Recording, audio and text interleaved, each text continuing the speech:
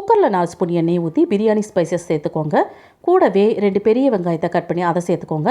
வெங்காயம் வதங்கிட்டு இருக்கும் போதே 4 பச்சை மிளகாயை 2ஆக கட் பண்ணி அதை சேர்த்துக்கோங்க. 1 ஸ்பூன் இஞ்சி பூண்டு பேஸ்ட், இது எல்லாத்தையும் சேர்த்து நல்லா வதக்கிக்கோங்க.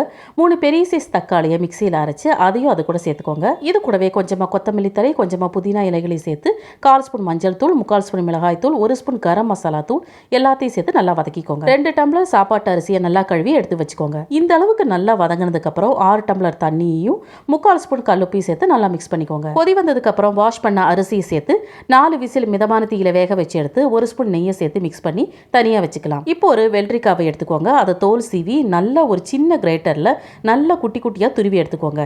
இதை ஒரு பவுலில் சேர்த்து ஒரே ஒரு பச்சை மிளகாயை குட்டி குட்டியாக கட் பண்ணி அதை சேர்த்துக்கோங்க. கொஞ்சமாக கொத்தமல்லி தலைகள், 1 கப் கெட்டியான தயிர், 1/4 ஸ்பூன் பவுடர் பண்ண கல்லுப்பு, இது எல்லாத்தையும் சேர்த்து மிக்ஸ் பண்ணிக்கோங்க. ரொம்ப ரொம்ப டேஸ்டான வெள்ளரிக்காய் ரைத்தாவும் பிரியாணி டேஸ்ட்டில் தக்காளி சோறும் ரெடி.